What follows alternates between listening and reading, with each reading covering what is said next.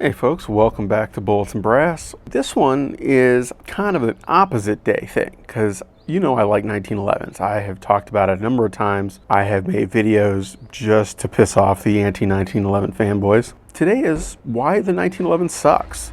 Number one is the gun really was not built, not engineered, not designed for how things are made in the 20th century. Honestly, late 20th century, or even now 21st century. The gun was designed for production techniques that basically were early 20th century, late 19th century. When you try to make it like a modern handgun with a tighter frame to rail fit, a tighter overall assembly, it becomes much more expensive because that requires either extremely careful machining. You have to make long cuts that are perfectly placed, or hand fitting. Now, modern handguns primarily get around this by using multiple points for the rail engagement. Instead of having a long rail with a long channel, they have very short engagement points. Think a Glock. They don't use a full length engagement. The reason for that is it leaves room for things to be less than perfect. As long as the fit is decent at those points, you're fine. Yes, you have more wear and tear on those points. Clearly, that is not a factor. If you want that tighter than mil-spec fit, and keep in mind we're talking mil-spec from 1911, literally 1910 actually, where they were looking for something that could survive combat use. They were not looking for a tightly fitted match-grade handgun. Tight-fitting match-grade fit was not a criteria when this thing was designed. And when you do that, the cost and time to produce it goes up a lot, which we already mentioned number two, which is if you tighten that fit, you lose the gaps that give clearance for anything that gets in there. On modern handguns, if you get a little debris in the slide channels, it doesn't matter. It just drops out once the engagement points pass. You don't have this long, consistent engagement surface that has no gaps. There's no room for there to be anything wrong. If you bend any point of it, you bind up. If you put any debris in it anywhere along the way, you bind up. Third, and this is kind of I don't know why this is the case, it's not so much a flaw in the design as a flaw in the execution in the market. For some reason, lower price models always come with these horrid, absolutely useless retro mil-spec style sights. And I don't understand why. If you buy a bargain basement, bottom of the line, standard modern generation, last 30 years handgun, it comes with a style of sight that is at least functional. Now, obviously, if you get like some little pocket pistol, that's different. Why can't we get a modern production economy 1911? How hard would it be to mill those slides to take a decent set of sights?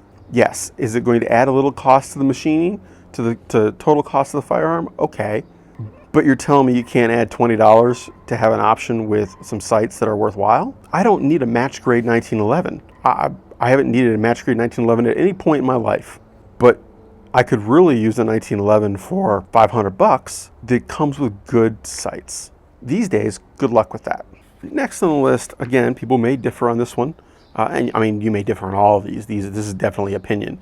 When you add modern features like a rail, you negate some of the things that make the 1911 so great. Now, what I'm talking about is that kind of rounded, tapered, flat, and I realize the flat and rounded are contradictory, but if you own a 1911, you know what I mean. Front end, it is thin.